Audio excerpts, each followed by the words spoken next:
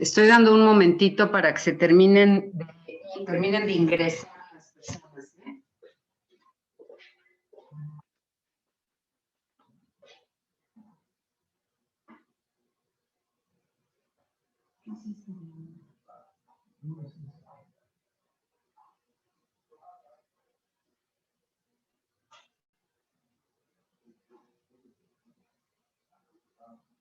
No sé cómo quitar eso. Así no pongo como película de ayer y yo la termino de ver.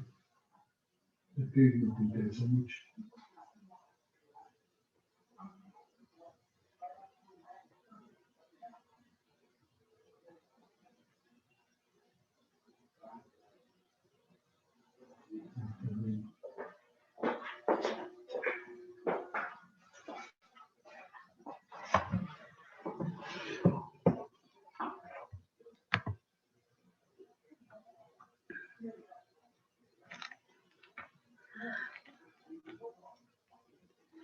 En un minutito más y ya quien no esté conectado lo iré aceptando y empezamos, que si no...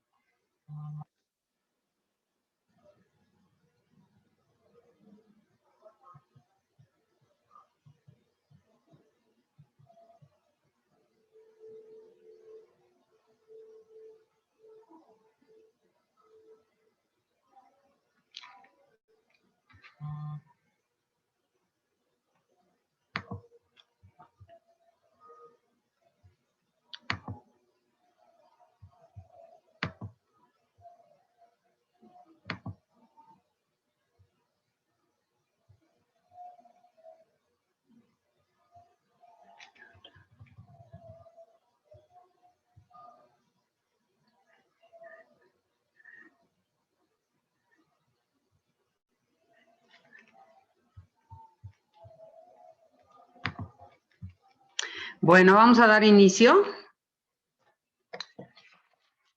En teoría faltarían 2 o 3 personas, pero bueno, ya las aceptaré.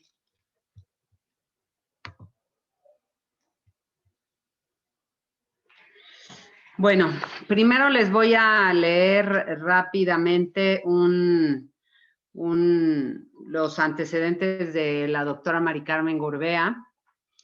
Ella es médico cirujano, pediatra por la Facultad de Medicina de la UNAM, luego especializada en infectología en 1991 y maestra en ciencias por la UNAM en febrero del 2001.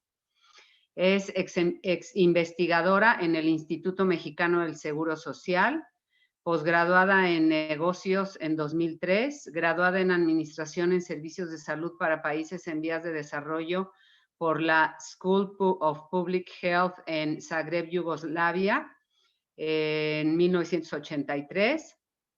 Graduada en farmacoeconomía por la Universidad de México en 2004, coach ontológico por la UNAM, y tiene tiene un certificado por la Universidad del Estado de Cincinnati en el arte de inmunoterapia en alergenos, creo que traduje bien, en el 2013.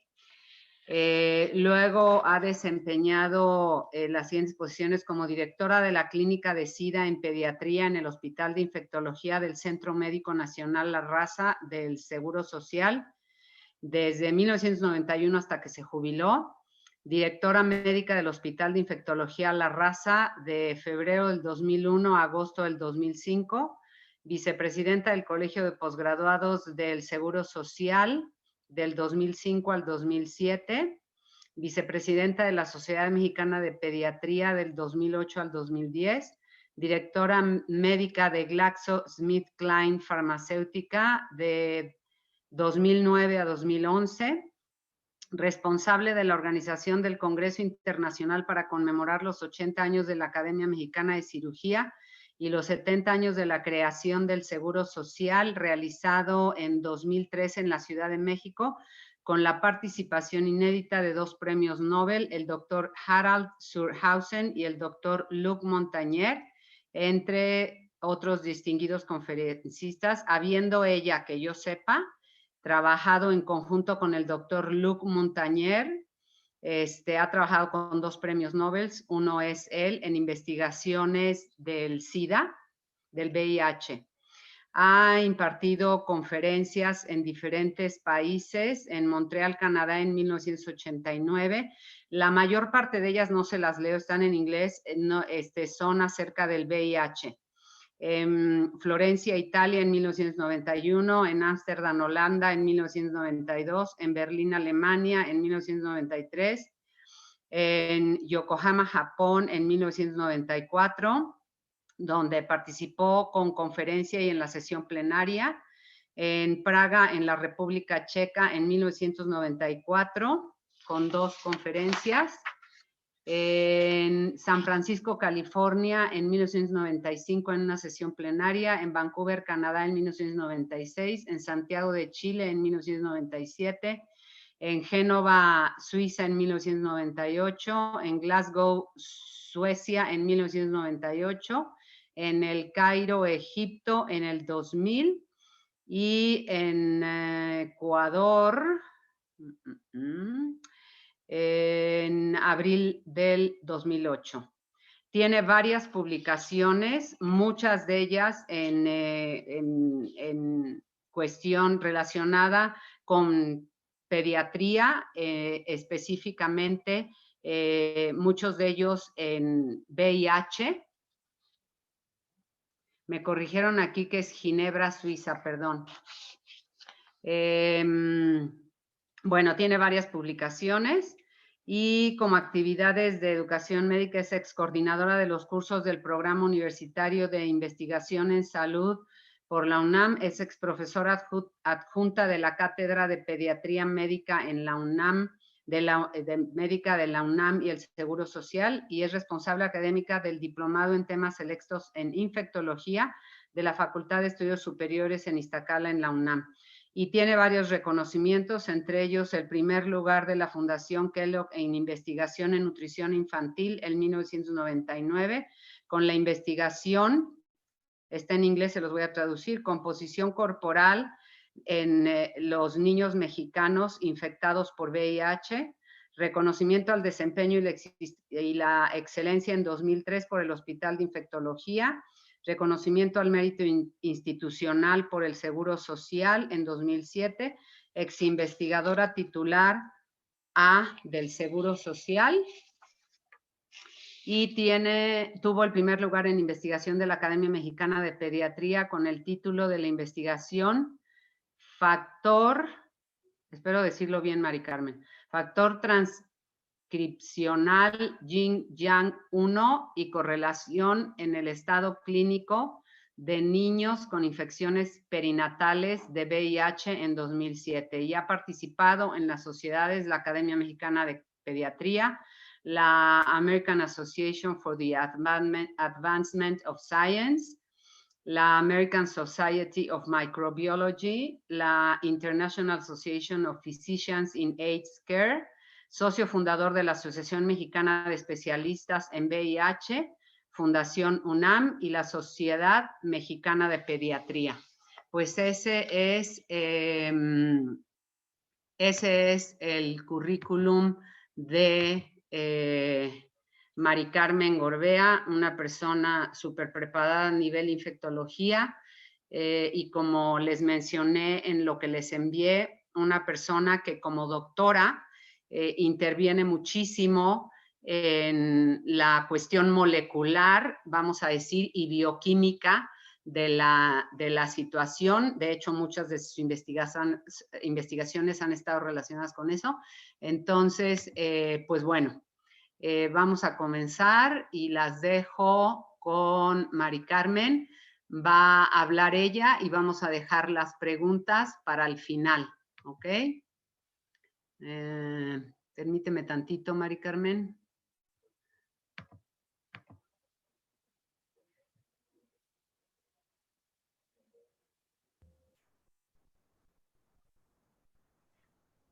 ¿Ya me escuchan? ¿Ya, verdad?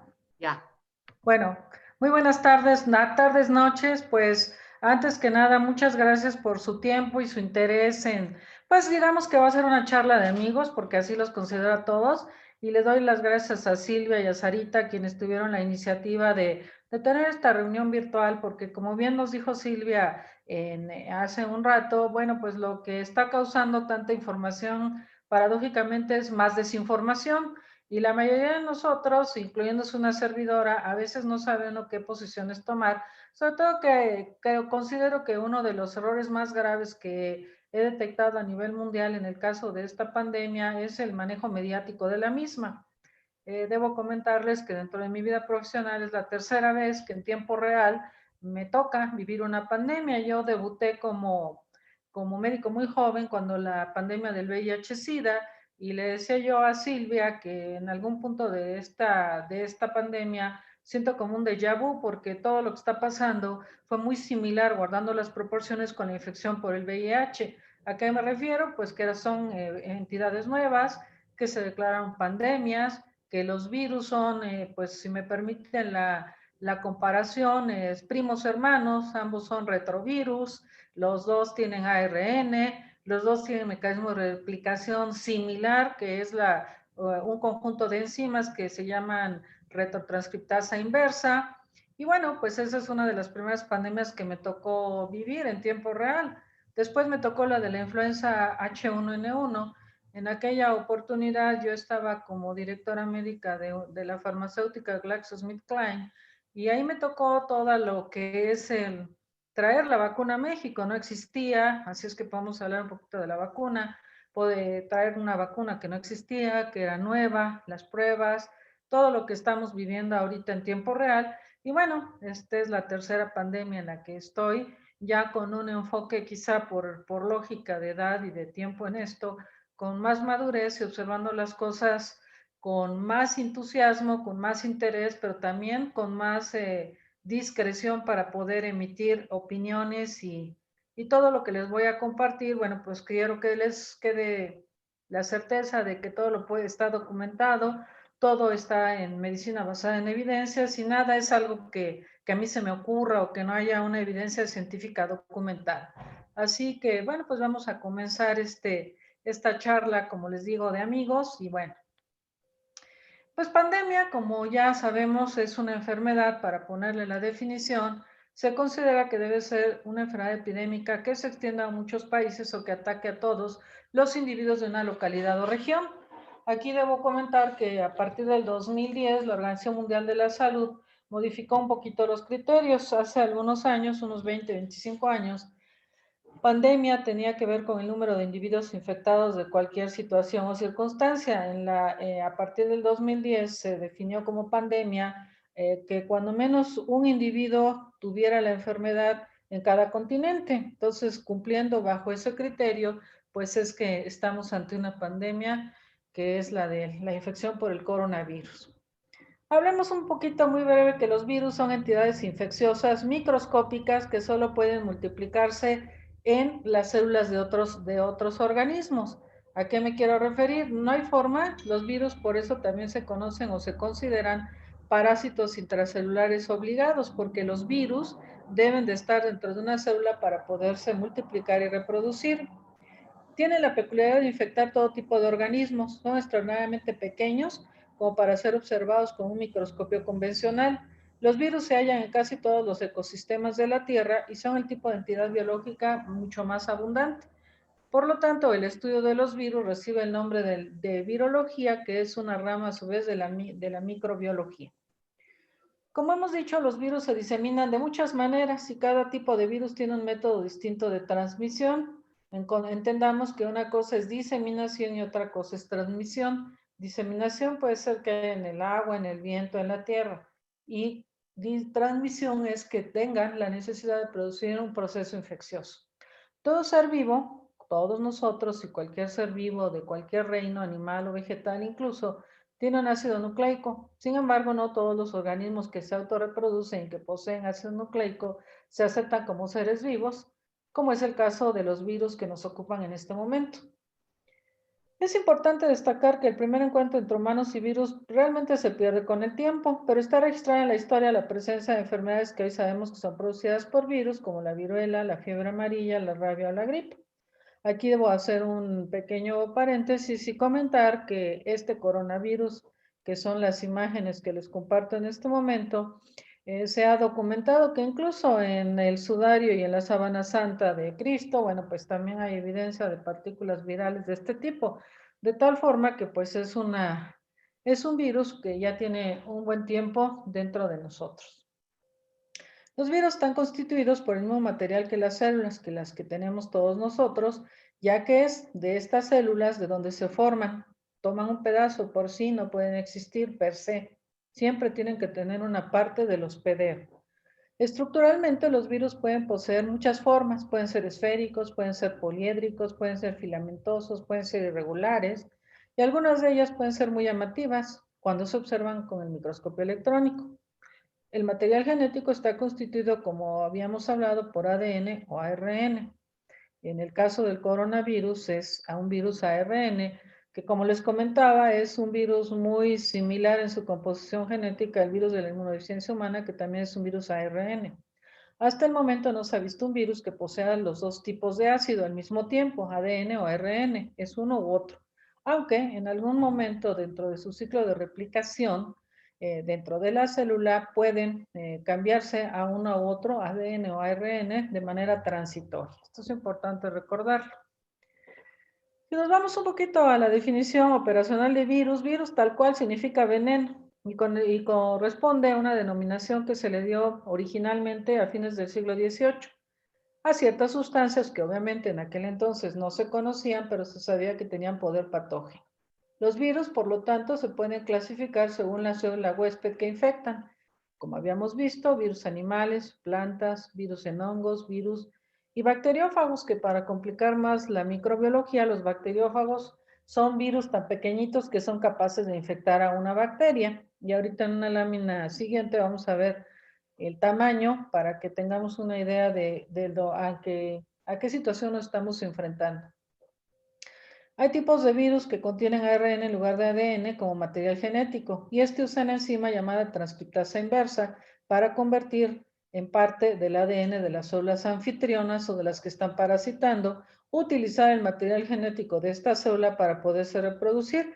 Es una característica de los retrovirus, por eso no es fácil que el organismo humano lo reconozca de manera inmediata, porque se ocultan, se camuflajean dentro de la célula a través del ADN, de tal manera que la célula vigilante a través del sistema inmunológico no es posible que lo reconozca como un agente extraño o patógeno.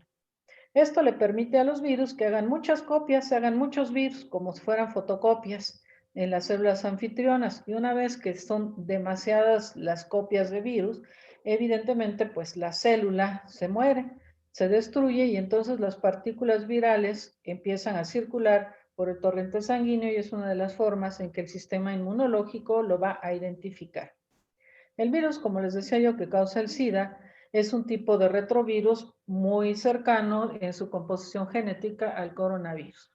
Y como les platicaba, esta es una imagen donde ustedes podrán ver, si lo ven en la parte superior derecha de su ordenador, vemos un glóbulo rojo. Un glóbulo rojo se supone que mide 10,000 nanómetros de diámetro, o sea, es extraordinariamente pequeño. Y ustedes ven abajo una imagen que pareciera una salchicha que dice Escherichia coli, que es una bacteria que más o menos mide de 3,000 a 1,000 nanómetros. Y si van revisando la lámina y si nos vamos del ángulo superior izquierdo en sentido de las manecillas del reloj, pues van a ver un adenovirus que mide 90 nanómetros. Imagínense el tamañito con respecto a un eritrocito, glóbulo rojo y a una bacteria. Tenemos los bacteriófagos que son aún más pequeños. Tenemos el virus de la rabia, que es de los más grandes. Tenemos un rinovirus, si lo ven por ahí, abajo del bacteriófago, que mide 30 nanómetros. Bueno, más o menos ese es nuestro amigo, el coronavirus. Ese es el tamañito de este agente al que nos estamos enfrentando en este momento. Y tenemos virus mucho más grandes, como el virus del ébola, que parece un gusano o un bastón, como lo pueden ustedes ver junto a la membrana del eritrocitos, y otras partículas todavía más pequeñas, como por ejemplo el virus de la polio tiene más o menos la misma medida que el virus o que los rinovirus o en este caso el coronavirus. Y bueno, tenemos todavía partículas más elementales o más pequeñas, que es lo que se conocen como priones, que son todavía mucho más pequeñitos. Entonces, si se van ustedes dando cuenta, pues la partícula a la que nos enfrentamos es extraordinariamente pequeña. Virus, bueno, como habíamos visto, pues hay virus ADN y ARN, y bueno, hay de cadena doble, de cadena sencilla, con envoltura, sin envoltura, con cadena doble, con cadena sencilla. No me voy a detener en esta lámina, simplemente para que tengamos un panorama de toda la variedad y cantidad de microorganismos con los que en el día a día nos enfrentamos de alguna u otra manera en nuestro quehacer diario. Esta es una imagen donde podemos entender cómo entra el virus a la célula. Bueno, pues el virus no es que entre y se mete inmediatamente, tiene que tener todo un proceso y entra a través, si se fijan, esta es una célula y aquí ven como un chipotito de la célula. Bueno, eso se llama un receptor. El virus y cualquier tipo de virus para que ingrese a una célula tiene que tener un receptor. Un receptor es como las llaves de la puerta de una casa. Si el virus tiene la llave, o sea, el receptor va a entrar muy fácilmente. Y esos receptores se llaman SA2 o EK2. Aquí hago un pequeño paréntesis para recordar que los varones tienen el doble de EK2 que las mujeres. Por esa razón, cuando tienen una infección grave por este virus, ellos se ven en condiciones de gravedad mucho mayor y tienen una mortalidad más elevada con respecto a las mujeres por el número de receptores CK2 que tienen. Estos receptores se van a ir presentando conforme el individuo va avanzando. Cuando uno es muy pequeño, en la infancia casi no hay receptores de este tipo. Conforme uno va avanzando en edad, se van madurando las células y se van teniendo estos receptores. Es una de las razones por las cuales al día de hoy este virus no infecta de manera importante comparativamente con los adultos a los niños. Es importante entender que estos receptores existen no en todo el organismo. Las células que tienen muchos de estos receptores son las células del riñón, son las células del pulmón y son las células del tubo digestivo. Esto quiere decir que las manifestaciones clínicas que va a presentar una persona que fue infectada por este virus pueden atacar cualquiera de estos 3 órganos: riñón, pulmón o el tubo digestivo. De hecho, en la actualidad, uno de los criterios cuando un paciente tiene dolor abdominal, fiebre y diarrea es un criterio para investigar o descartar infección por coronavirus. Si vemos la misma célula en un dibujito, pues aquí vemos, hagan de cuenta que estas imágenes hexagonales de color rojo son los virus, ¿no? Los coronavirus. Están envueltos en una membrana de lípidos o de grasita. Fíjense cómo va caminando sobre esta orillita.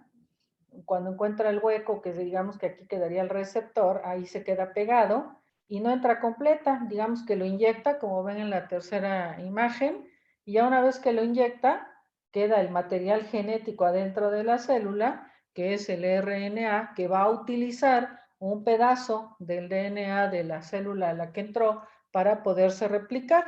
Entonces, por esa razón, con este mecanismo, si entrara completo con su membrana, como la ven ustedes, con la membrana que está en color azul, sería muy simple que la célula lo identificara. Pero los virus son organismos muy inteligentes, de tal manera que para pasar desapercibido exclusivamente inyecta su material genético y esta membrana de lípidos se destruye o se elimina, y por esa razón no es sencillo para el organismo del ser humano identificarlo.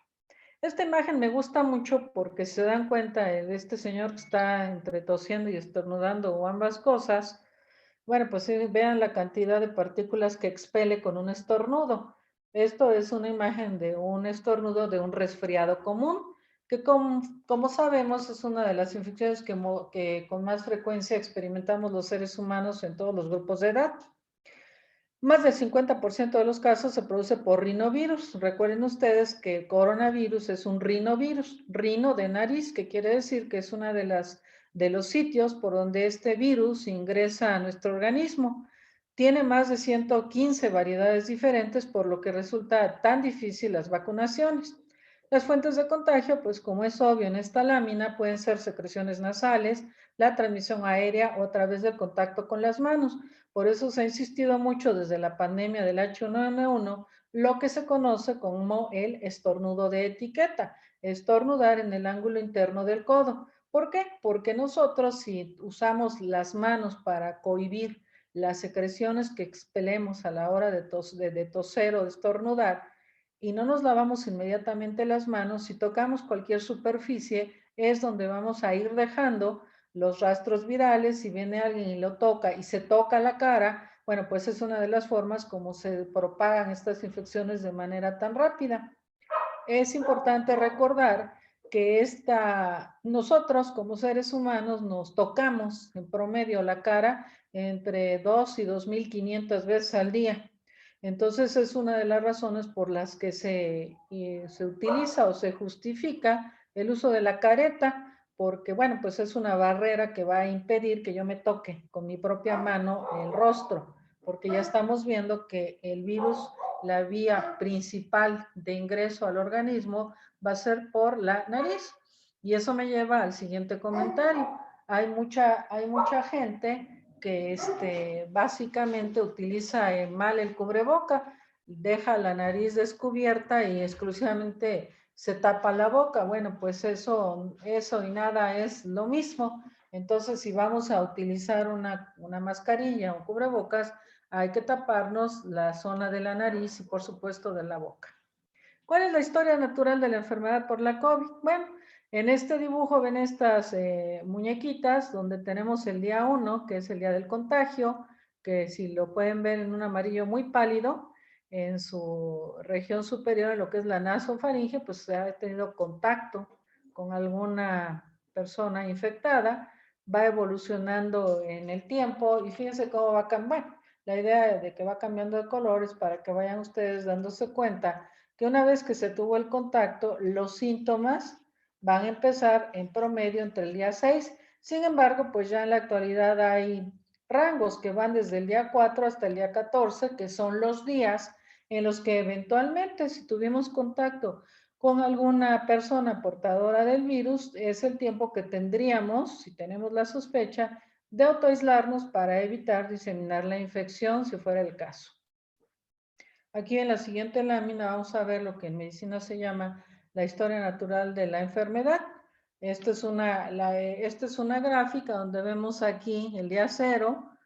Aquí tenemos el periodo de incubación y el tiempo del día 0 que tuve contacto, o el paciente tuvo contacto, la persona con alguien, el tiempo que va a ocurrir para que manifieste los síntomas. La mayoría de los casos se presentan más o menos desde el día 0 hasta el día 10, 12, 15, más o menos.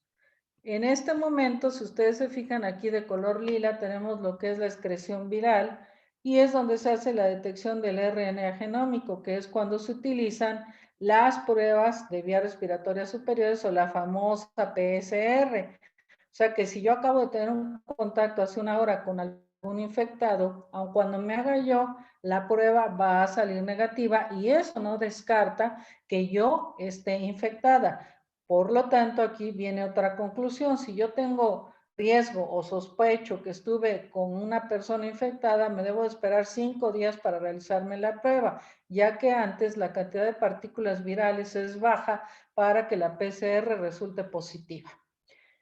Y bueno, dependiendo de cómo se vaya comportando el virus y mis propios mecanismos de defensa, tenemos en las vías respiratorias superiores, entendiéndose por vías respiratorias superiores, desde la nariz hasta la faringe, o sea, la garganta. Ahí se puede quedar a veces, si tenemos buenos mecanismos de defensa a ese nivel, se queda el virus, ahí se queda. Más o menos es lo que se llama un caso leve, que el promedio de duración es de 10 días. Si por alguna razón la cantidad de virus es muy alta o el germen es muy agresivo o mis mecanismos de defensa no están al 100, pues entonces el virus va a seguir, vamos a decirlo así, migrando hacia la parte de lo que se considera la vía respiratoria baja. La vía respiratoria baja va desde la faringe hasta los pulmones y alvéolos pulmonares, y es donde va a tener la mayor replicación, porque recuerden ustedes que el pulmón es uno de los sitios donde hay más receptores ECA2. Aquí en la siguiente lámina vamos a ver como que un resumen de lo que estoy diciendo. Entonces aquí tenemos en la parte de arriba, la C es contagio, que son las fases de la enfermedad. La S es el inicio de los síntomas, donde está la viremia, cuando ya me siento mal, puede ser que tenga fiebre, tos, cuerpo cortado, que empiece yo a perder el sentido del gusto, del olfato. Luego viene la parte más grave, que más o menos entre el 40% de los pacientes, 40-50% de los pacientes evolucionan a esta fase, que es donde se produce una neumonía y que ameritan hospitalización. De este 48 o 50%, el 6% puede evolucionar a la forma muy grave, que es cuando necesitan ventilación asistida o intubación, y es cuando requieren ingreso a las unidades de cuidados intensivos, y de este 50% que se hospitalizó, el 6% más o menos va a fallecer. Es importante tener en consideración esto que se llama la historia natural, porque aquí se desprende otra conclusión. Bueno, cuando veo al médico, me voy corriendo al hospital, me aguanto. Ahorita vamos a ver cuáles son los criterios que nos obligarían a asistir a una unidad de segundo o tercer nivel de hospitalización, si fuera el caso. Aquí vemos en esta lámina la famosa PCR, o sea, si yo, con una cruz es que si yo, como les dije, entre el día 0 y el 2 me hago la PCR después de un contacto, puede salir positiva, puede salir negativa, quién sabe. Entonces, no es un buen tiempo para hacerse la prueba. A partir del día 2 y hasta el día 10 es donde tengo la mayor probabilidad de que si estoy infectado, mi PCR resulte positiva. ¿Cuándo voy a dejar de ser contagioso? Hasta que mi PCR sea negativa. De tal manera que aun cuando yo evolucione todas las fases, aunque yo ya salga del cuadro y me quede nada más en el estadio 1 con síntomas leves como son fiebre, tos seca, diarrea y pérdida del olfato, o el estadio 2, donde tengo dificultad respiratoria con una radiografía de tórax anormal, y ya me siento bien con el tratamiento que yo haya recibido, eso no quiere decir que yo dejo de ser contagioso. ¿Cómo voy a saber que ya no soy un riesgo para mi comunidad o el resto de mi familia cuando la PCR me salga negativa, que más o menos es después o a partir del día 28 de que yo resulte positivo?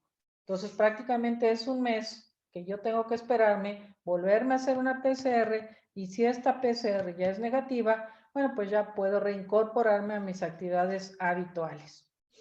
Las famosas inmunoglobulinas. Bueno, las inmunoglobulinas son proteínas que va a liberar el sistema inmunológico de manera temprana, dependiendo de los agentes infecciosos a los que se esté sometiendo.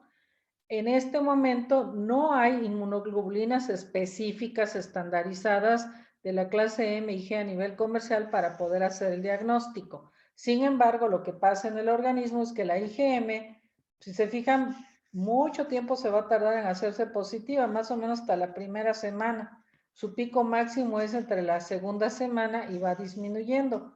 La IgG, que nos hablaría de que tengo anticuerpos, se empiezan a presentar a partir del día 14, quedan positivos hasta más o menos un mes y permanecen en el tiempo hasta hoy documentado más o menos hasta 40 días. No se sabe porque pues es una infección muy nueva cuánto tiempo van a permanecer útiles, me refiero, para que si yo vuelvo a estar en contacto con alguna persona, me sean útiles para que no me vuelva yo a reinfectar. Y bueno, tenemos lo que llamamos el periodo de ventana, de estadio temprano, de fase activa y de fase final y de infección pasada. El periodo de ventana es donde cualquier estudio que me hagan va a salir negativo. No hay forma, que les digo que es muy parecido a lo que pasa con el VIH. Hay un tiempo en el cual, haga lo que yo haga, no hay forma de hacer un diagnóstico de certeza. El estadio temprano es donde ya puedo encontrar la positividad, sobre todo de la PCR, que es la prueba que hasta este momento es la que se ha considerado como estándar de oro o gold standard. Es importante porque ahora la mayoría de los pacientes o de las personas tienen en su domicilio el oxímetro para estarse midiendo la saturación de oxígeno. Ojo, porque la saturación de oxígeno es un parámetro útil, pero no es el único. Si uno tiene datos de COVID, tiene que hacerse exámenes de laboratorio y de radiología, independientemente de que se sienta uno bien. ¿Por qué? Porque si nos hacemos una biometría hemática, nosotros vamos a encontrar unas células que se llaman linfocitos que van a estar muy bajos. Hay otra enzima que es la LDH o HDL en español, que generalmente está elevada, y el dímero D. Esto es muy importante que se lo haga uno cuando tiene diagnóstico de COVID. ¿Por qué? Porque esto nos va a marcar la pauta de si vamos a necesitar oxígeno de manera temprana y anticoagulante por vía oral. No es solo estarnos midiendo la oximetría. Eso es muy importante porque algunos pacientes se sienten muy confortables porque, bueno, ya tengo mi oxímetro de pulso, me marca una saturación de 92, pues qué bueno, me parece muy bien. Pero no estamos viendo cómo está la coagulación, y si tiene alteraciones en la coagulación, sobre todo lo que se llama dímero D, muy elevado, ojo, porque es un paciente que en menos de 8 horas se puede complicar y cambiar el panorama de manera dramática. Tenemos las infecciones asintomáticas. Bueno, la evidencia muestra la extensa de infecciones de aquellos pacientes que lo traen ahí en la nasofaringe y pues no les causa mayor problema. Esto se ha documentado mucho, sobre todo en China, que es donde se tuvo la primera noticia de esta infección, y mostraron esto también lo pudieron observar en pacientes en Alemania y en China. Y bueno, se vio que tenían, a veces ellos podían producir como un resfriado común y corriente, en algunos casos acompañado de algún salpullido, un exantema muy fugaz, y ya, pero esos son los que se llaman los individuos asintomáticos. En Nanjing, en una provincia de China, se realizó la detección de SARS-CoV-2 en 24 individuos reclutados por tener contacto estrecho con pacientes que eran totalmente sintomáticos y se encontraban en el periodo asintomático, algunos de los cuales permanecieron asintomáticos hasta que la PCR se negativizó. Notablemente, algunos pacientes sin síntomas o con síntomas muy leves presentaron parámetros bioquímicos alterados, que es lo que les comentaba en la tabla anterior, e imágenes atípicas en radiografías o tomografías del pulmón, Por eso es muy, muy importante que independientemente de cómo se sienta el paciente, uno tiene que solicitar esos estudios de laboratorio. ¿Cuáles son los factores que afectan la transmisión? Porque bueno, debo decirles que su servidora, como comentaba Silvia, pues yo trabajé toda mi vida institucional en un hospital de enfermedades infecciosas, el único en América Latina, que es el Hospital de Infectología del Centro Médico Nacional La Raza. Bueno, pues ahí hemos estado expuestos pues seguramente a una cantidad inimaginable de microorganismos y eso da pie a algo que se llama ahora le llaman el entrenamiento inmunológico, ¿no? Seguramente la mayor parte del personal que ahí hemos laborado, pues seguramente tenemos cierta cantidad de estímulo o gimnasia inmunológica que nos podría eventualmente permitir enfrentar un poco más satisfactoriamente una infección de esta magnitud. Como habíamos visto, el SARS-CoV-2 solo puede ser transportado asociado a las gotas de secreciones de las personas infectadas. La infección por virus respiratorios puede ocurrir por contacto de las membranas mucosas con gotas predominantemente grandes, expresadas en milímetros, o por inhalación de gotas respiratorias con una medida de más de 10 micrómetros de diámetro o en las aerosoles de menos de 5 micrómetros. Es por esa razón que la famosa mascarilla N95 es la que es más útil, sobre todo para el personal de la salud y para los pacientes enfermos, que son aquellas que pueden ser transportadas en el aire. Existen factores estacionales como la humedad absoluta y la temperatura que van a afectar el ambiente interno de los espacios, la humedad relativa y la absoluta, la tasa de intercambio, la menor ventilación de los ambientes que pueden impactar en la estabilidad y viabilidad de cualquier virus respiratorio y en la proporción de aerosoles que facilitan la transmisión aérea. El estrecho, obviamente, contacto social incrementa las probabilidades de contacto y las de transmisión eficiente desde un individuo infectado a individuos susceptibles de manera directa o indirecta al tocar superficies contaminadas y luego tocar la mucosa oral, nasal o ocular. Y aquí hacemos otra conclusión. Una de las circunstancias que favorecen más la diseminación de los virus son los ambientes cerrados, por ejemplo, en un avión, ¿no? En un avión, bueno, pues ahorita las aerolíneas, la mayoría de ellas ofrece que tienen filtros que están purificando el aire. Yo realmente no he leído al día de hoy ningún artículo que documente que esto es real. Quiero pensar que sí, pero pongo el ejemplo, no estoy diciendo que no lo hagan, ¿eh?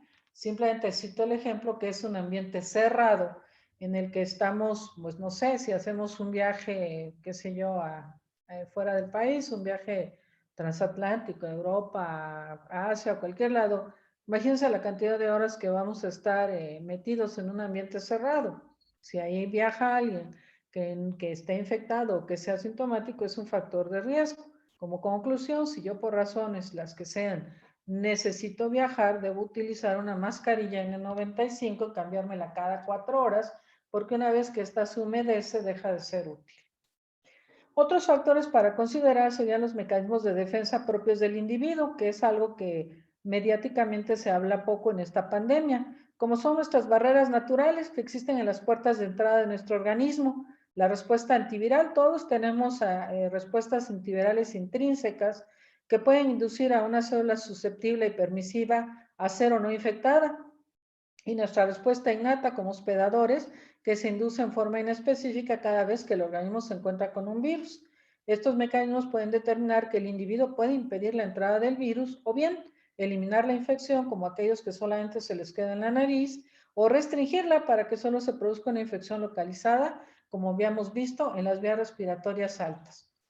Este dibujo me parece muy oportuno porque algo que disminuye el riesgo de que este que ven como un solecito es un coronavirus, bueno, pues tenemos aquí abajo en color azul, si lo ven, las células epiteliales del aparato respiratorio. Entonces, cuando hay un buen flujo, la mucosa está bien húmeda, está bien hidratada, pues es muy difícil porque estos células epiteliales o cilios tienen la peculiaridad de que tienen un movimiento casi poético, diría yo, tan genuino como el de una orquesta filarmónica. Tienen esta función, entonces van rechazando las partículas virales. Caso contrario, si nuestra mucosa está muy reseca, estas células se aplanan y como se podrán dar cuenta en la imagen, pues las partículas virales pueden pasar con mucha mayor facilidad. Entonces tenemos otra conclusión. Hay que mantener la mucosa de la vía respiratoria, sobre todo la nariz húmeda, para evitar que esté reseca y esto facilite la introducción de partículas virales al siguiente segmento del aparato respiratorio. Hay un concepto que es el microbioma, que de acuerdo a los últimos, datos científicos, nosotros tenemos aproximadamente la mitad de las células de nuestro cuerpo son microbios. Tenemos más o menos 3.8 por 10 a las 13 bacterias y 3. por 10 a las 13 células humanas, lo que implica una bacteria por cada célula humana. Alguien dijo que tenemos 53 trillones de células, yo no sé cómo las contaron, pero les creo. Entonces, bueno, pues por cada célula que tenemos una bacteria. Esto puede parecer poco, pero tenemos la misma cantidad de bacterias que de células humanas, por lo tanto somos mitad humano y mitad bacteria. Y esto ha sido un modelo evolutivo de más de 25,000 años. El ser humano, por lo tanto, no es una unidad independiente, sino que somos una comunidad dinámica, somos un ecosistema interactivo de células humanas y células microbianas.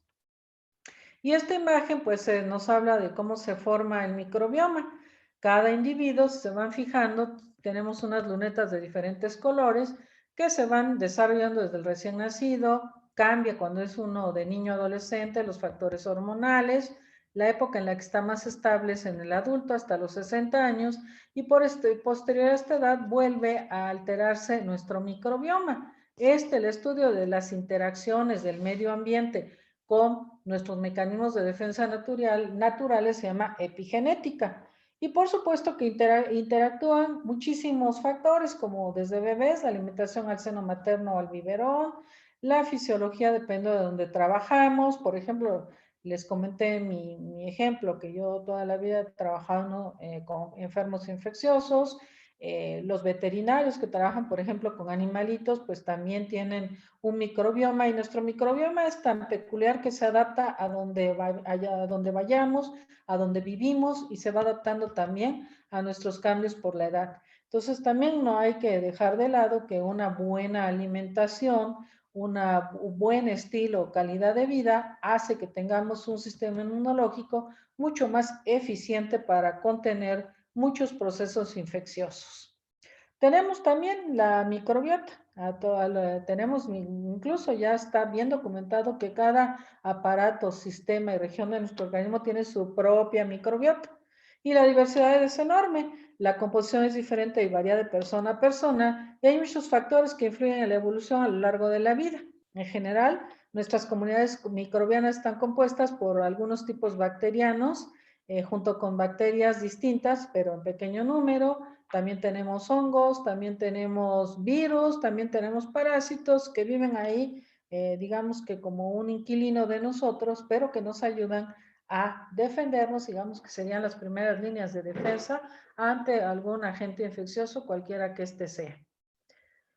Bueno, pues aquí tendríamos un resumen de cómo se va desarrollando a lo largo de la vida todo lo que interviene para mejorar o no nuestro sistema inmunológico, que se ha dicho de paso, pues el sistema inmunológico, el 90% del mismo está en el tubo digestivo, en diferentes segmentos del intestino, por eso se habla en la actualidad de estimular el sistema inmunológico a través del intestino, pues con algunos tipos de nutrimentos como son los probióticos, los prebióticos y la mayor parte de alimentos fermentados. Hay una bebida que pues hasta la anuncian como bebida viva, que se llama kombucha, es producto de fermentación y esto nos ayuda muchísimo para estar estimulando nuestros propios mecanismos de defensa. ¿Cuáles son los síntomas? Pues ya vimos que la fiebre, la tos y el cansancio. Muchos pacientes debutan con mucho cansancio y dolor de huesos y articulaciones. Otros síntomas menos frecuentes son la congestión nasal, dolor de cabeza, conjuntivitis, dolor de garganta, diarrea. Muy importante la pérdida del gusto y del olfato. Algunos pacientes se presenta la infección con erupciones en la piel o cambios en el color de manos, de dedos y pies. Y estos síntomas suelen ser leves y comenzar gradualmente a agravarse. Y bueno, un buen número de personas solo presentan síntomas levísimos. Diríamos que 6 de cada 10 personas que adquieren la COVID-19 evolucionan sin mayor problema. ¿Cuáles son los síntomas? Pues 1 de cada 5 personas que contraen COVID-19 presenta un cuadro grave y experimenta dificultad para respirar. Las personas mayores y las que padecen afecciones médicas previas, como la hipertensión, problemas cardíacos o pulmonares, diabetes o cáncer, por obvias razones tienen más probabilidades de presentar cuadros graves. Lo que se ha aprendido hasta este momento que los pacientes que tienen descontrolada su glucosa por ser diabéticos, el sustrato para que se multiplique y replique el coronavirus es la glucosa, es el sustrato que le encanta. Otro que le gusta mucho son los triglicéridos elevados. Esos son como que los principales sustratos para que el virus se replique. Y esa es una de las razones por las cuales los pacientes con sobrepeso o los pacientes que tienen diabetes son los que más se complican y muchos de ellos lamentablemente evolucionan a la disfunción. ¿Qué debo hacer si tengo los síntomas y cuándo he de buscar atención médica? Pues si tienes síntomas leves como fiebre menor a 38 grados, generalmente es conveniente que busque atención médica. Quedarse en casa, aunque parezca ya un estribillo, aislarse y vigilar tus síntomas. Cuando acuda al médico, si el médico lo recibe en su consultorio, lleve la mascarilla, la N95, y manténgase al menos a 1 metro de distancia de las demás personas y procure no tocar la superficie con las manos. En caso de que el enfermo sea un niño, ayúdale a seguir este consejo. Si el pequeñito es menor de 6 años, no use esta mascarilla. Busque inmediatamente atención médica si tiene dificultades para respirar o siente dolor o presión en el pecho. Se sugiere realizar una consulta de seguimiento a las 24 a 48 horas en apego a lo que marca la norma oficial mexicana para vigilar la evolución de los pacientes. La mayoría de los médicos que atienden COVID pues ya hacen videoconsultas y se puede llevar un buen seguimiento con este criterio. Los datos de alarma y cuándo debo yo de buscar un hospital, bueno, pues cuando tenga dificultad para respirar con un incremento en mi frecuencia respiratoria, cuando mi oxigemetría baje por debajo del 90, cuando se exacerbe o se presente, si no la tenía, tos seca o con flemas, cuando tengo una frecuencia respiratoria por arriba de 22, siempre y cuando yo no tenga fiebre, cuando me baje la presión, incluyendo la necesidad de suspender el tratamiento antihipertensivo, y bueno, cuando tenga una exacerbación de mis síntomas cardiovasculares o respiratorios, si es que tengo una enfermedad crónica subyacente, cuando hay alteraciones en el estado de la conciencia, cuando tenga vómito o diarrea persistente o cuando tenga descontrol de mi glucosa. Si el paciente presenta estos datos de alarma o al menos un dato, debe considerarse el traslado a un centro hospitalario de segundo o tercer nivel, entendiéndose por tercer nivel los centros médicos. El traslado invariablemente debe realizarse en una ambulancia. No se debe trasladar ni enviar a los pacientes a los centros por sus propios medios, por el riesgo que esto implica. Y bueno, pues si tengo la infección, pues tengo que buscar lo que le llaman ahora la habitación del COVID de preferencia. Si tengo la posibilidad de tener una habitación donde yo pueda tener un baño, estaría fantástico. Si no es posible, bueno, tratar de aislarme, poner mi cama cerca de una ventana, donde yo tenga un teléfono celular para estar recibiendo y mandando mensajes o conexión con internet para poder comunicarme con mi médico si es que estoy solo. Esto es muy importante también. Bueno, pues si tienen alguna duda, pregunta o comentario, estoy a sus órdenes. Bueno, muchas gracias, Mari Carmen. Muy puntual todo lo que nos comentaste. Y tengo yo aquí algunas preguntas que enviaron por correo a algunas personas antes de preguntarles aquí a las que están. Entonces, algunas ya las contestaste, pero, por ejemplo, hay algunos factores. Mencionaste lo de que los hombres se infectan más que las mujeres por los receptores, tienen mayor número de receptores.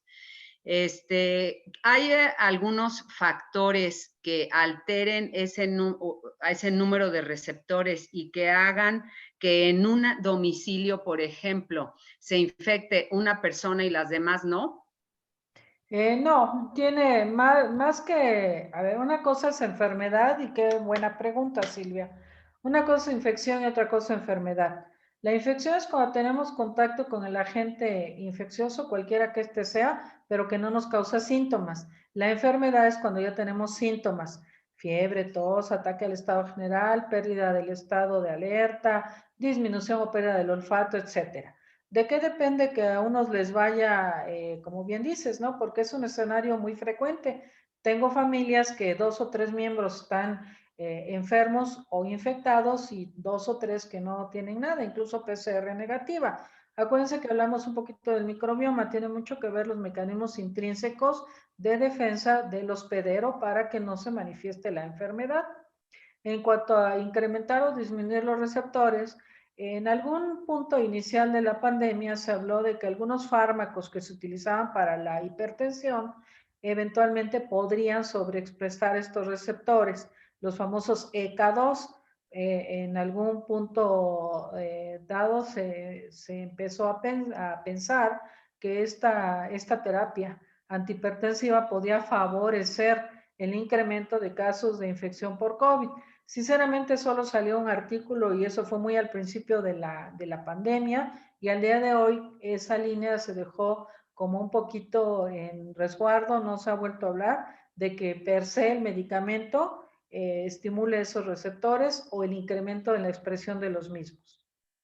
Ok, entonces, como mencionas que tiene que ver la microbiota, definitivamente la alimentación es un factor bien importante para mantener el sistema inmune en condiciones óptimas y pueden incluso modificarse el número de receptores en las células. Bueno, vuelvo al punto. Totalmente de acuerdo, Silvia, con tu conclusión. El tener un sistema inmune saludable a través de hábitos alimentarios y nutricionales correctos, con alimentaciones correctas, eso es la piedra angular de un sistema inmunológico sano. La alimentación per se no tiene que ver con la expresión o no de receptores. Esos Ok, son genéticamente heredados de nuestros ancestros. ok. Ujú. Luego, ¿hay algunos medicamentos que al tomarlos influyan en aumentar el riesgo de infección? No, no. ¿Algún No. medicamento que te haga más susceptible al coronavirus? No. Ajá. Ni personas con problemas de hipertensión.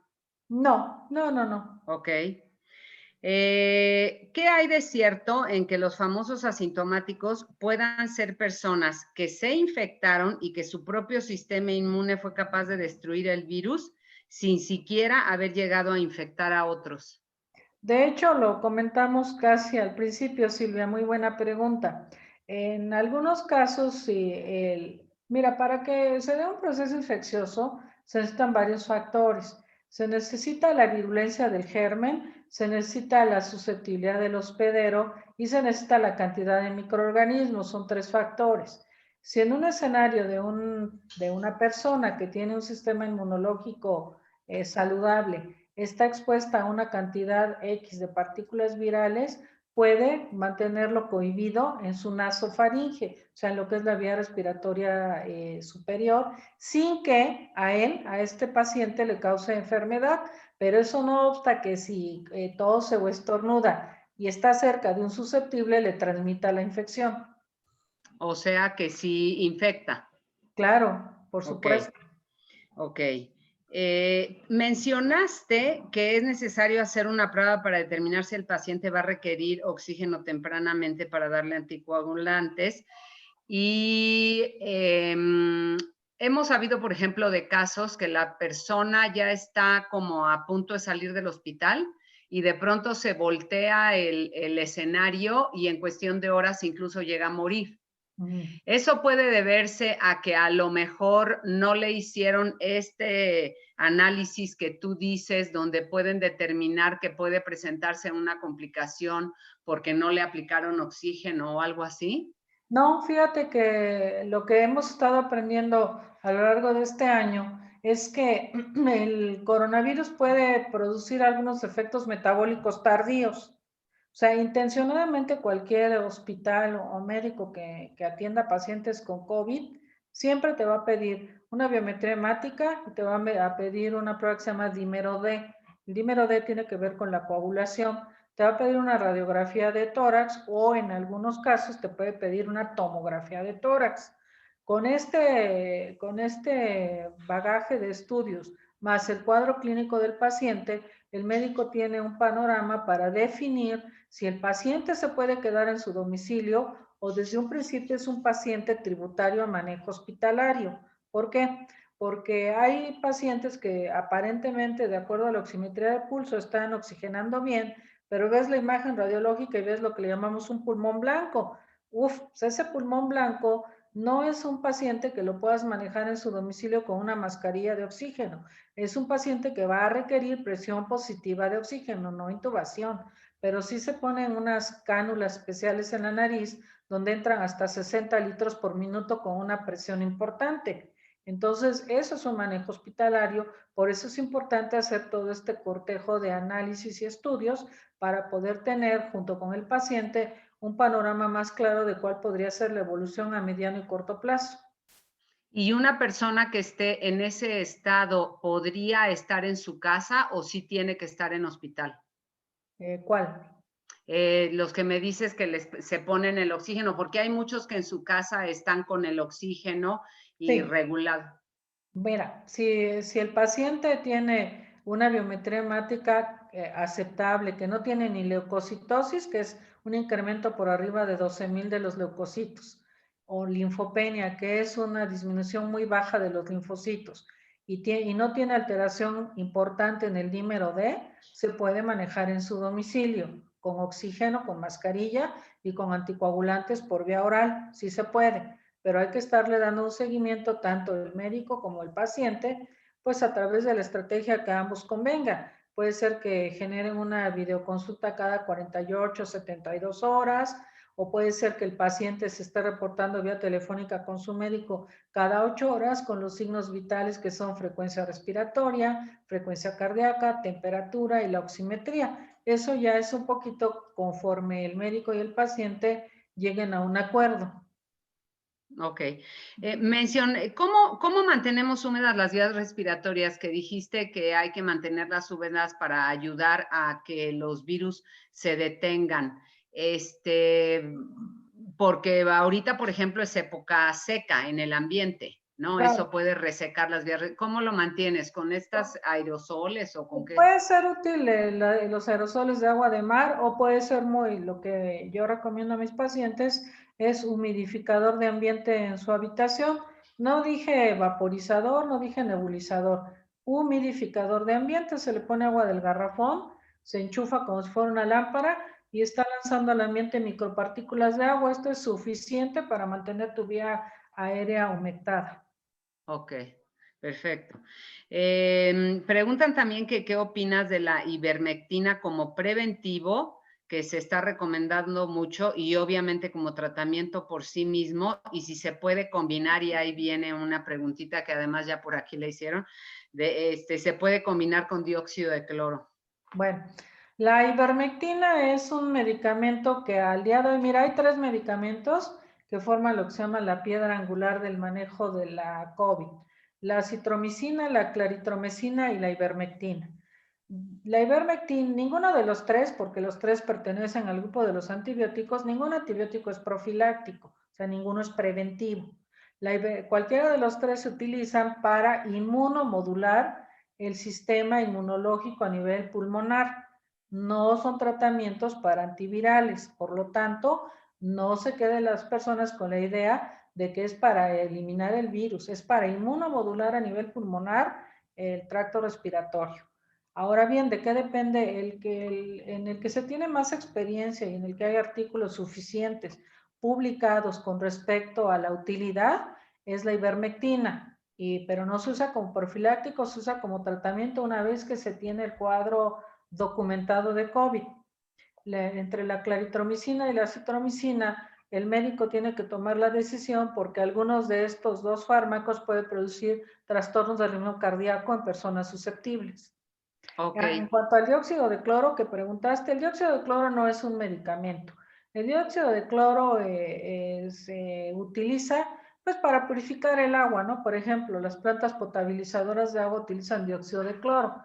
La proporción que utilizan para purificar el agua es más o menos de 0.8 miligramos por 1 millón de litros de agua. Esa es la proporción para que no sea tóxico. Yo no sé en un frasco, gotero, no sé cómo lo expendan, cómo calculen esa dilución, porque sería que ser una micromiligota. Los productos de degradación del cloro en cualquiera de sus variedades, dentro de otras cosas, dejan sustratos de cobre. Entonces, esto a la larga es más tóxico que beneficioso. Entonces, el dióxido de cloro no se considera un medicamento, es un químico que se utiliza para purificar el agua y algunas superficies, pero no para consumo humano.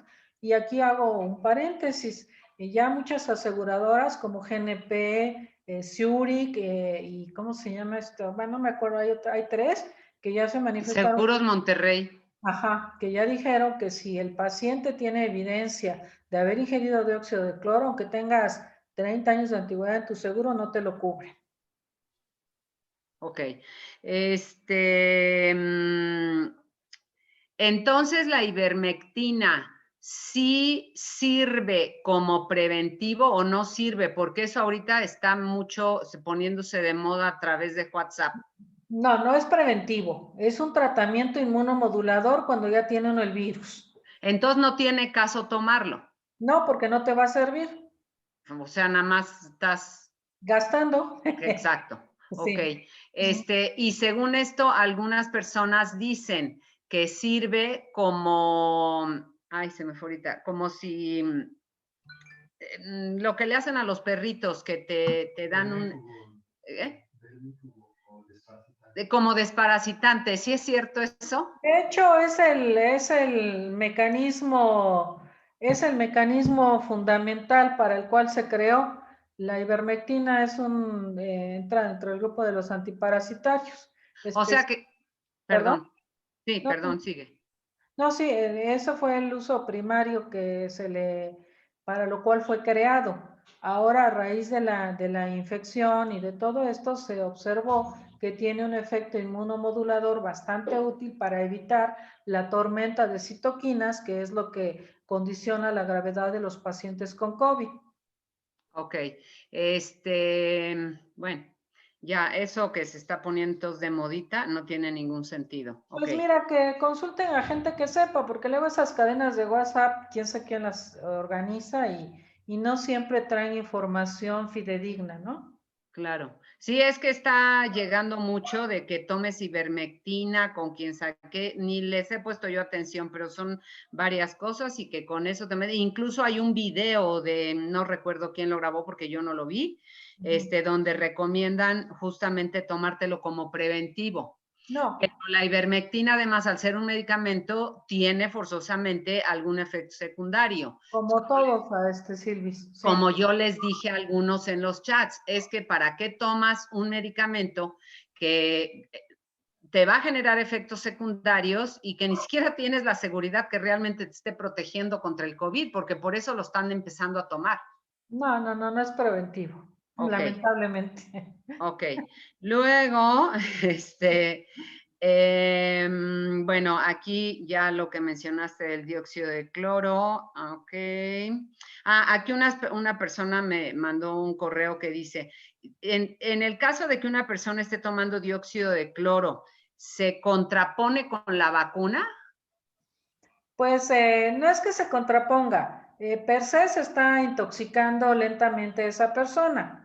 Y en el dióxido de cloro, vuelvo a comentar, no está por ninguna agencia respetable a nivel mundial, ni por la EMEA, que es la de los control de medicamentos europeos, ni por la Federal Drug Association en la Unión Americana, ni por la COFEPRIS en México está avalado como un medicamento. Para uso en humanos, no. De tal manera que si la persona ingiere o toma el dióxido de cloro, bueno, pues está bajo su propia cuenta. No se contrapone a la vacuna y si me permites, me gustaría aquí hacer un par de comentarios respecto a la vacuna, Silvia. Sí. La vacunación ha causado mucha controversia, muchos dimes y diretes, yo sí me la pongo, yo no me la pongo, yo ya quiero que me la pongan, y ha sido todo un ir y venir de información. Bueno, una vacuna per se es una sustancia que contiene un microorganismo inactivado o muerto para desarrollarte o despertarte una respuesta inmune en contra del mismo, ¿de acuerdo? Eso es una vacuna por definición. Ahora, la más famosa, ¿no? Que es la vacuna que generó Pfizer, que es una vacuna de RNA. Bueno, no podría llamarse vacuna, yo más bien creo que es un medicamento génico para tratar de despertar o crear o generar un proceso de formación de anticuerpos con una metodología diferente a lo que es una vacuna. Eso es algo muy importante. Eso es en cuanto a la vacuna de Pfizer. El problema aquí es que pues yo lo considero, y no solo yo, científicos y gente con la que interactuamos a nivel mundial, pues es como un experimento en tiempo real, ¿no? Vamos a ver cómo nos va, porque todavía no se sabe, porque es muy poco el tiempo, si la aplicación de este biológico te va a dar una respuesta inmune de por vida o cuando menos de 2, 3 años. Todavía no se sabe porque es muy poco el tiempo de que se empezó a inocular en humanos. Entonces todavía falta algo de experiencia para ver si realmente es útil o no. Eso es en cuanto a esta vacuna. La otra vacuna que también es la de laboratorios Moderna. Bueno, esa vacuna es muy buena, pero fíjate que no levanta respuesta inmune en adultos mayores de 60 años. O sea que aunque te la apliquen no te va a servir. Entonces la gente debería de saber, o la autoridad regulatoria debería de informarte cuál es la que te conviene de acuerdo a tu edad. Entonces, la de Moderna, pues tiene la peculiaridad de que no levanta respuesta inmune en el adulto mayor y está científicamente documentada. Luego la de AstraZeneca, que es la que aparentemente vamos a tener en México a finales de marzo, es una vacuna que tiene el mismo principio de fabricación que la vacuna de la polio. Es un virus muerto, inactivado. Esa vacuna más o menos levanta 70% de anticuerpos, no es mala, no es la mejor, pero es la más segura dentro de lo que se ha descrito. Y luego vienen las demás, ¿no? La vacuna rusa, la famosa Sputnik y contando. Para todas es relativamente muy poco tiempo en el humano. Estamos hablando de que tenemos apenas un año con la pandemia y menos de 6 meses de aplicación de vacuna. Entonces habrá que ver a lo largo del tiempo cómo se va comportando la generación de anticuerpos, la respuesta inmune, la seguridad de los biológicos, porque incluso el laboratorio Pfizer, bueno, todas las vacunas, cualquiera que ésta sea, incluso las viejitas, las que les hemos puesto a nuestros niños, todas tienen una sustancia que se llaman adyuvantes. Los adyuvantes a veces son metales o a veces son químicos que van a hacer que la respuesta inmune se force a presentarse. Entonces, algunos tienen aluminio, algunos tienen mercurio, algunos tienen polirribidona, en fin, ¿no? Cada uno tiene un adyuvante. En el caso de la de Pfizer, ahorita el mismo laboratorio sugirió que si hay antecedentes de alergias, pues de preferencia no te la apliques en este momento hasta que no haya más experiencia, por poner un ejemplo. Ok. Entonces, como quien dice, la de AstraZeneca sería la mejor. Pues sería la que es la tecnología que utiliza, es la más conocida, la más convencional. Ok, ok. Es cierto, porque eso está generando que la gente ande muy nuevamente con muchísimo miedo. Es cierto que la cepa que se generó en Inglaterra tiene un mayor grado de mortalidad que la actual cepa. No, la cepa que se describió en el Reino Unido es una cepa más contagiosa, pero no más mortal. Ok, perfecto. ¿Qué es lo que genera que se produzcan nuevas cepas? Pues el virus aprende, el virus va aprendiendo. El virus, una vez que se adapta al entorno, vamos a hablar en este escenario a la célula del ser humano, del hospedero, pues va entendiendo y aprendiendo muy rápido cuáles son los mecanismos de defensa. Entonces, cuando el organismo aprende a hacer anticuerpos para neutralizarlo o eliminarlo, busca otra vía genética, en este caso, para replicarse y seguir, pues digamos, prevaleciendo. Ok. Si una persona se vacuna, digamos con la de AstraZeneca, en los próximos meses, ¿está protegida contra una nueva cepa? No se sabe todavía porque es muy nuevo. La mayoría de las vacunas con virus hacen lo que se llama una reacción parcial cruzada. O sea, puede ser que haya cierta respuesta sin que sea la más eficiente, pero puede lograrse porque comparten muchos componentes los virus.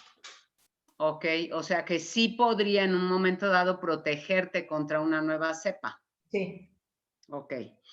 Bueno, esto de las diferencias entre diversas vacunas ya lo dijiste, ¿no? ¿Y qué se sabe de los efectos secundarios en las vacunas, habiendo reportado oficialmente el Reino Unido, que es el que ya ha dado reportes, donde ya se inició la vacunación, un 2.79% de manifestación de efectos secundarios? Mira, cualquier biológico va a producir efectos secundarios, entonces van de leves, moderados a severos. Eso es esperado para cualquier biológico a lo largo del tiempo y para cualquier fármaco. Aquí lo 2% sería importante en qué población, en cuánta población, ¿no? Porque 2% a nivel mundial, no sé cuántos miles de millones de habitantes somos, pues es un número importante, ¿no? Sí, Entonces, yo vi que algo así como 165 millones. pues son efectos, bueno, hay que ver cuáles, porque si me refieres como un efecto colateral a fiebre, se quita con paracetamol la fiebre. Si me refieres como efecto colateral dolor en el sitio de aplicación, pues te pones hielo local y no pasa nada. Pero si me refieres como efecto secundario, una desmielinización, el desarrollo de una enfermedad crónica, el desarrollo de crisis convulsivas, o falla cardiorrespiratoria, ese es un efecto grave, en cuyo caso habría que revisar cuál fue la población que está presentando esto, si tienen algo en común o fueron en diferentes grupos, ¿no? Por eso digo yo, bueno, no lo digo yo, ¿no? Lo decimos todos los que entendemos un poco de esto, que es muy poco el tiempo para tener conclusiones. Y aquí abro un paréntesis, que eso ha sido motivo de mucha crítica con la vacuna, específicamente la de Pfizer. De hecho, hay un artículo en el British Medical Journal, que es una revista médica bastante prestigiosa, donde el coeditor de la misma le llamó la atención que de manera muy pronta se autorizara toda la fabricación de esta vacuna porque la muestra que se eligió para probarla fueron 44,000 individuos. De estos 44,000 individuos, a 22,000 se les puso placebo y a 22,000 se les puso la vacuna. Y las conclusiones para aplicarla a nivel mundial fueron las encontradas en 22,000 individuos, lo cual es muy poquito considerando el tamaño de la población mundial. Ok, aquí pregunta Mari Lourdes, ay, ya se me movió esto. Pregunta si recomiendas entonces vacunarse o mejor si es posible esperarse. Mira, si eres una persona que tengas mucho riesgo por tu trabajo, por ejemplo, quizá valdría la pena vacunarse e investigar bien cuál es la vacuna que te van a poner, porque como aparentemente vamos a dar entrada en el país a diversas vacunas, para que yo sepa qué puedo esperar de la misma. Entonces, yo creo que sí sería conveniente, no lo sé si lo estén haciendo de esa manera. A ver, a ti te voy a poner la de Pfizer, a X persona le tocó la de Moderna, a no sé quién le tocó la de Astra. Eso es muy importante que uno sepa cuál es el biológico que te están inoculando. Por ejemplo, aquí voy a juntar una pregunta que anotaron aquí y una que está en mi iPad. Dice, ¿por qué Pfizer dice que no deben vacunarse embarazadas ni que tomen otros medicamentos o incluso que sean personas alérgicas? Esto puede deberse a que la vacuna es realmente experimental y se desconoce un posible impacto en la fertilidad de hombres y mujeres porque la Universidad de Miami está incluso recomendando congelar esperma. Sí, mira, como comentaba en un principio, Pfizer, en efecto, ellos nos han dicho que si tienes alguna alergia, no es conveniente que te apliques en este momento la vacuna. En muy pocos escenarios clínicos se aplican vacunas a embarazadas, sobre todo en los primeros 6 meses de la gestación, porque es justamente el momento donde ocurre la organogénesis, ¿no? Entonces hay vacunas que lejos de ser útiles son peligrosas independientemente de esta, ¿no? Por ejemplo, la vacuna de la rubiola, la del sarampión, no son vacunas que se deben de aplicar en el primer trimestre de la gestación porque pueden producir malformaciones en el bebé. Esa es una de las razones por las cuales en general no se recomienda ninguna vacuna o muy pocas a las embarazadas. Se recomienda el toxoide tetánico, por poner un ejemplo, ¿no? Pero no es una vacuna completa, es una porción de una proteína. Eso es una de las razones. De si es experimental o no, bueno, pues acabo de comentar que es muy poco el tiempo y lo que estamos viviendo todos, pues somos parte de un experimento mundial, si lo queremos llamar así, donde estamos viendo cómo se va a ir comportando la vacuna en cuanto a seguridad, en cuanto a eficacia, en cuanto a producción de anticuerpos. Ok. Pfizer recomienda o ha recomendado que no se la pongan personas alérgicas porque ya se han presentado muchas reacciones alérgicas, ¿no? Sí. Pregunta aquí una persona si la vacuna de AstraZeneca si tú sabes si la vacuna de AstraZeneca se la pueden poner personas alérgicas al polvo, perdón, o sea, personas que sean alérgicas a cosas como el polvo, al pelo de gato, etcétera. Pues mira, la mayor parte de estas alergias no contraindican la aplicación de un biológico, ¿no? Ok, perfecto. Luego, bueno, eso ya me lo contestaste, que porque en Reino Unido ya ha sucedido la presencia de enfermedades autoinmunes al haberse aplicado la vacuna de Pfizer. Hay vacunas que se intentaron desarrollar antes contra el coronavirus en relación a ¿qué hay de las vacunas que se intentaron desarrollar antes contra el coronavirus en relación a que los vacunados puedan presentar una enfermedad más grave al exponerse nuevamente al virus? Y Mira, sí, te escucho, perdón. me refiero a lo que se conoce como inmunidad mejorada de anticuerpos o amplificación dependiente de anticuerpos. Mira, con respecto a la vacuna del coronavirus en particular, no tengo ese dato, pero sí existe. Hay una vacuna que se creó contra el dengue. Pues hay zonas en México, es una zona endémica de dengue, algunas zonas del continente asiático son zonas endémicas de dengue. Cuando empezaron a aplicar esta vacuna hace algunos años, precisamente era para disminuir el riesgo de la forma grave del dengue, que es el dengue hemorrágico. Bueno, aplicaron la vacuna y hubo una mortalidad impresionante con la vacuna. Entonces, cuando se dieron cuenta, bueno, ¿qué pasó aquí? Fue exactamente lo que acabas de describir, ¿no? Resulta que en particular para esa vacuna, que el dengue es un agente viral, que no es ARN, es un virus ADN, esta vacuna lo que hizo fue favorecer un dengue hemorrágico y la mayor parte de los recipiendarios de la vacuna fallecieron. Por eso es una vacuna que en la actualidad se recomienda, ni siquiera se promueve, pero es una vacuna que existe y se recomienda siempre y cuando ya te haya dado una forma de dengue grave para evitar esto, porque la vacuna per se lo puede condicionar. Eso es otra de las razones por las cuales valdría la pena esperarse un poco más con las diferentes estrategias de vacuna que hay en el momento. Ok. ¿Es cierto que los vacunados transmiten la enfermedad mucho más fácil que aquellos que los que han tenido la enfermedad normal por mucho más tiempo? A ver, perdón, Silvia, no comprendí. ¿Es cierto que los vacunados, o sea, las personas vacunadas, pueden transmitir la enfermedad de enfermarse mucho más fácil que aquellos que lo que pasa es que algunos vacunados han presentado prueba positiva al COVID? Entonces, si un vacunado puede transmitir la enfermedad mucho más fácil que aquellos que la han tenido, obviamente, sin haberse vacunado.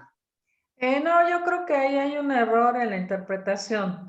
Lo más probable, lo que está ocurriendo es que si vacunan a algunas personas contra este virus, evidentemente van a despertar respuesta inmune. Entonces, si te hago una prueba pues, de anticuerpos, sobre todo, pues van a salir positivos. Bueno, es lo ideal, es lo esperado. Eso no quiere decir que si está en contacto con una persona susceptible, el recipiendario de la vacuna le haya transmitido la infección. Creo que por ahí va la pregunta. Para nada, ¿eh? Como que son dos escenarios diferentes. Ok. Ujú. En el caso de que te hayas infectado por COVID y hayas desarrollado y tengas anticuerpos, ¿es aún así necesaria la vacuna? Pues es lo que no se sabe porque hasta hoy, hace algún par de meses se decía que la inmunidad, una vez que has superado el cuadro clínico, te dura más o menos entre 6 y 9 meses, de tal suerte que si padeció el paciente la enfermedad, la superó, pues no le va a dejar una inmunidad duradera, ¿no?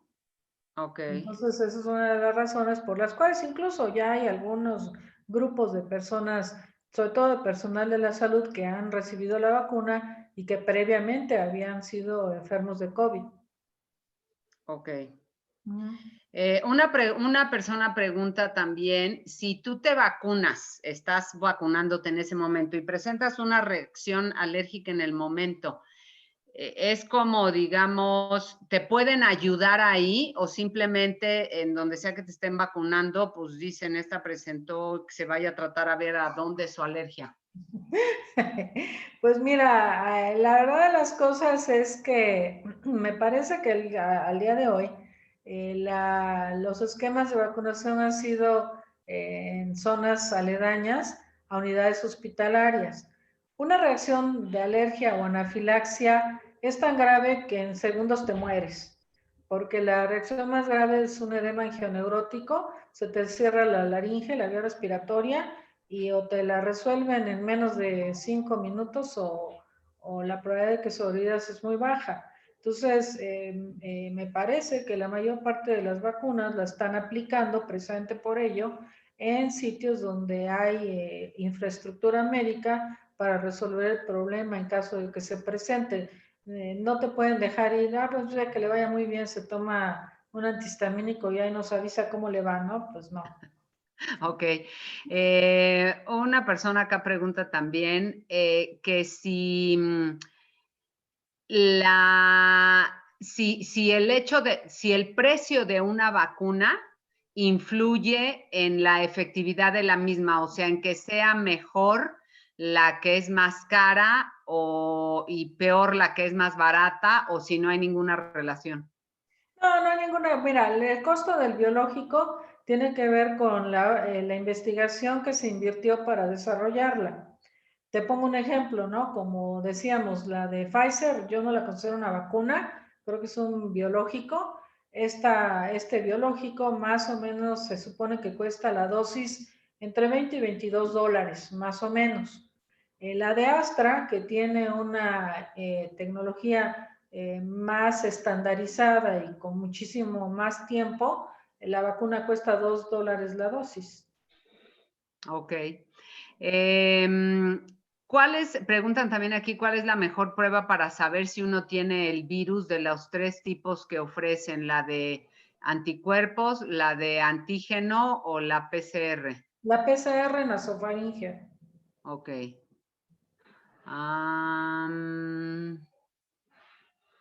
Una persona pregunta que a qué edad recomiendas empezar a ponerse la vacuna para la influenza.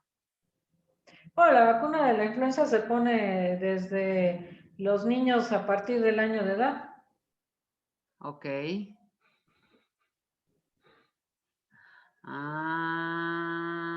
Ya creo que todo lo demás que preguntan aquí ya se contestó.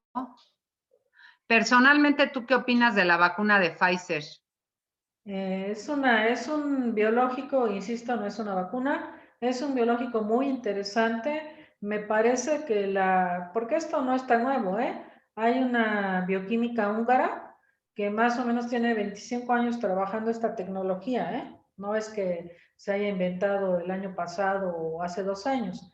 Esta mujer, que deberían darle el premio Nobel, es una persona que ha estado trabajando durante muchos años intentando que esto se lleve a cabo para hacer una opción para levantar anticuerpos. Insisto, me parece una tecnología muy interesante. Me parece que si todo camina y marcha como se supone que pasa en el papel, el problema es que los seres humanos somos organismos cambiantes que estamos interactuando todo el tiempo con diferentes microorganismos, valga la expresión. En este momento yo creo que hablo a título personal, yo me espero y a lo mejor no elegiría esa para mí. Ok. ¿Se pueden poner pregunta una persona, ¿se pueden poner 2 diferentes tipos de vacuna a la misma persona?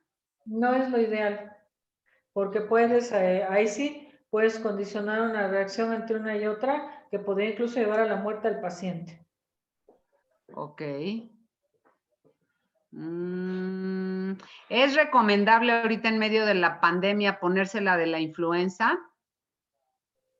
Claro, mira, la influenza es una enfermedad endémico-epidémica, o sea, todo el año hay influenza. Obviamente los picos máximos se ven a principios del otoño y el invierno, pero todo el año hay, claro. Ok. Aquí una persona comenta, María Lourdes, la mejor terapia sería distanciamiento, comida razonable, nutritiva, sana y sanitizada.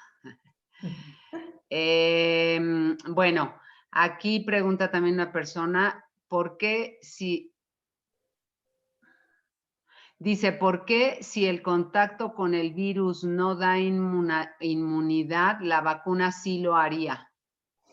Porque la vacuna es una cantidad controlada de microorganismos que se conoce que estimulan el sistema inmunológico. La inmunidad natural no sabes exactamente qué porciones o qué cantidad de agentes virales están ingresando en tu organismo. O sea, sí tendrías inmunidad en ambos casos, nada más que una no es tan segura como la otra, por decirlo. No es que no sea segura, Silvia, es que no es controlada, pero tarde o temprano, pues yo me imagino que cuando el 70% de la población mundial o mexicana esté vacunada, pues el resto adquirirá o formará sus anticuerpos con la famosa y tan comentada inmunidad de rebaño. Ok.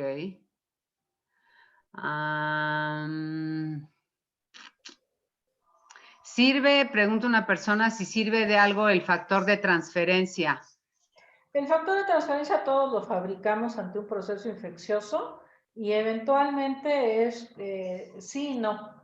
Sirve si está el paciente muy inmunodeprimido, por ejemplo, un paciente que ha recibido quimioterapia por algún tumor, alguna leucemia, le sirve porque generalmente después de la quimio y la radioterapia se depleta mucho el organismo de anticuerpos. Entonces el factor de transferencia se cuenta que es como un shot de anticuerpos. Pero si te lo estás poniendo o administrando constantemente, te bloquea tu propia respuesta inmune. Ok. Una persona pregunta si la homeopatía ayuda a prevenir, mi amor.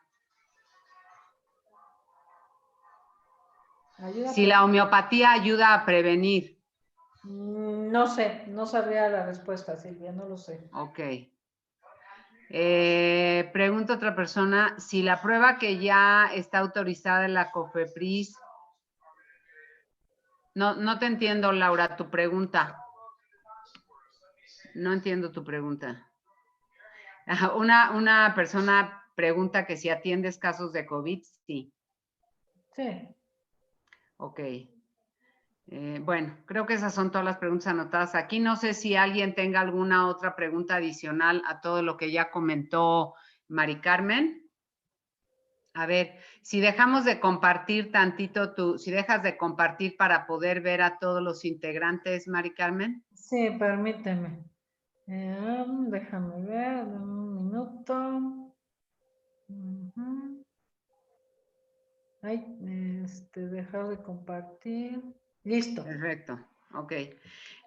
¿Alguien tiene alguna pregunta que le quiera hacer directamente a Mari Carmen para que les libere el micrófono? ¿No? Bueno, Ok, entonces pues parece ser que con esto, a ver, déjame ver un nuevo mensaje ahí aquí. Ok, gracias. Están dando las gracias. Y bueno, de las preguntas que yo te tenía aquí también, que algunas estaban preparadas, pues muchas las contestaste ya durante lo que dijiste. Una persona me preguntó por correo que ella es alérgica a las COX, que yo no sabía que era COX, ya me mandó ahí por WhatsApp una copia, digo, una foto. Pero si es alérgica, es lo que dijiste, lo mejor es que no se la ponga. Así es. Ok, bueno, pues ya parece ser que eso es todo. Entonces, pues les agradecemos a todos su presencia, que esto les haya dejado más claro todo en relación a la cuestión de las vacunas, a la cuestión de estar tomando la ivermectina, que todo el mundo está recomendando tomarla como preventivo, y una serie de cosas que sabemos que pues finalmente son como leyendas urbanas, que la realidad es que se comparte tanto a través de redes sociales y está llenándose de información que lo que está generando es confusión muchas veces, entonces sí me lo pongo, ¿no? Hay personas que están tomando la ivermectina con otros medicamentos y el dióxido de cloro, bueno, unas mezclas que están haciendo cuando que, como bien dijo Marilurdes, y yo que me dedico a eso, les he insistido desde el inicio de la pandemia, porque es lo que yo he hecho. Yo no estoy en contra del uso del dióxido de cloro, a diferencia de Mari Carmen. Sin embargo, no lo tomo no porque yo diga, ay, pues lo recomiendo si tú no lo tomas, no. Porque me preocupo por mi alimentación y por tener mi microbiota en perfecto estado de salud, dejando de comer determinados alimentos. Entonces, si el sistema, digamos, gástrico lo tenemos en un excelente estado de salud, el sistema inmune está al 100% para poder defendernos de cualquier inconveniente, llámese COVID o llámese cualquier otra virus o bacteria. Entonces, la realidad es que es bien importante comer frutas, verduras, proteína, no comer, no tomar, sobre todo ahorita que estamos en el COVID y que todavía le vamos a seguir, en general les podría decir no tomar refrescos, porque eso genera mucha acidez en el organismo, no tomar refrescos, no procurar bajar el consumo de lácteos, bajar el consumo de trigo específicamente, y el consumo de azúcares también. Entonces, y no les digo quitárselo porque entonces sí me van a decir qué te pasa, Silvia, pero bueno, bajar el consumo para que baje la inflamación en el organismo y vaya mejorando la cuestión del sistema inmune. Obviamente consumir frutas y verduras que contengan vitamina C, zinc, magnesio, pero si nosotros comemos de todas las frutas y verduras, como les digo yo, de todos los colores, entre fruta y verdura, eso les va a dar de absolutamente todas las vitaminas y minerales que se requieren. Entonces, mejorar el sistema inmune a través de la alimentación es lo mejor que podemos hacer en lo que decidimos si nos ponemos tal o cual vacuna. Yo también en forma personal, igual que Mari Carmen, no me voy a vacunar ahorita. Yo he presentado alergias a ciertas cosas, no soy una persona alérgica, pero sí en algún momento he presentado alergias. Sin embargo, no me la voy a poner porque no me convence. Yo me voy a esperar a ver qué pasa en las demás personas, es la realidad, ¿no? Entonces, no soy una persona antivacunas, pero nunca me he puesto la de la influenza. Si puedo evitar ponerme esta, pues yo prefiero, a menos que en algún país que me muera yo por visitar y me dijeran que si me la pongo, si no me la pongo no lo visito, pues la pensaría porque soy capaz de no visitar el país. Pero bueno, eso ya es otro asunto y son otros temas, ¿no? Pero la realidad es esa. Vigilen su alimentación, coman frutas, verduras, perejiles, buenísimo, fresco en diferentes alimentos, y restrinjan su consumo de lácteos, de harinas y de azúcares, y eso les va a ayudar a mejorar muchísimo su sistema inmune, ¿ok?